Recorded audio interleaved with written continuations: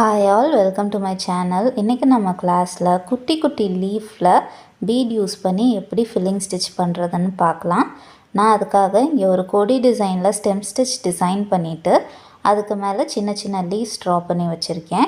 இப்போ இந்த குட்டி குட்டி லீவ்ஸில் பீட் யூஸ் பண்ணி எப்படி ஃபில் பண்ணுறதுன்னு பார்க்கலாம். ப்ரீவியஸ் கிளாஸில் ஒரு பெரிய லீஃபில் எப்படி பீட் யூஸ் பண்ணி டிசைன் பண்ணுறதுன்னு பார்த்தோம். அதோட லிங்க் டிஸ்கிரிப்ஷனில் கொடுத்துருக்கேன், செக் பண்ணி பாருங்கள்.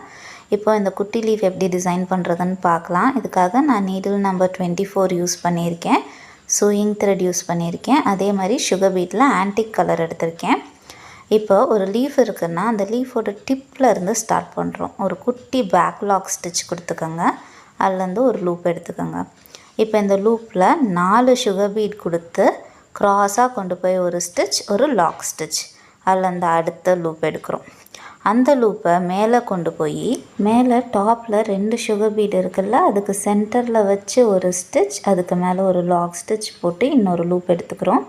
இந்த லூப்பில் 4 சுகர் பீட் கொடுக்குறோம். திரும்ப ஃபர்ஸ்ட் எத்தனை சுகர் பீட் கொடுக்குறீங்களோ அதே தான் ஃபுல்லாக கொடுக்கணும்.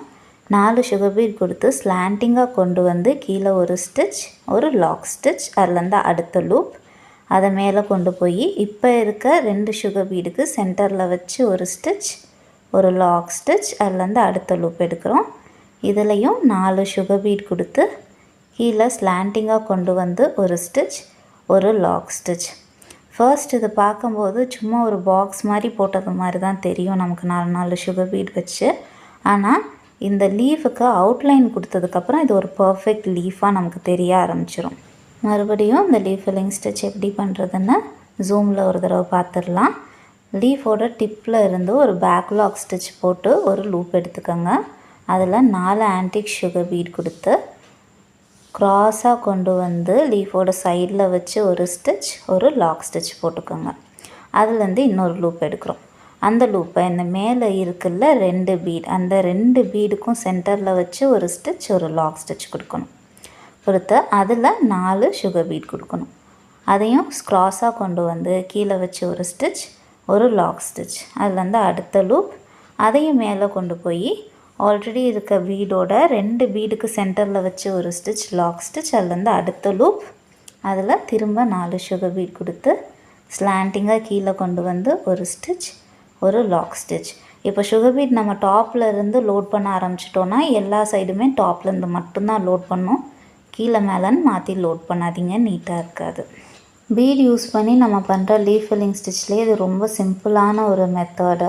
குட்டி குட்டி லீவ்ஸ் எங்கெல்லாம் இருக்கோ அதுக்கெல்லாம் இந்த மாதிரி டிசைன் பண்ணிங்கனாலே உங்களுக்கு ஈஸியாக இருக்கும். இங்கே சுகர் பீட் மட்டும்தான் யூஸ் பண்ணணும்னு இல்லை, கட் பீட் இல்லை ஜர்தோசி யூஸ் பண்ணிங்கன்னா கூட இந்த டிசைன் ரொம்பவே நீட்டாக இருக்கும்.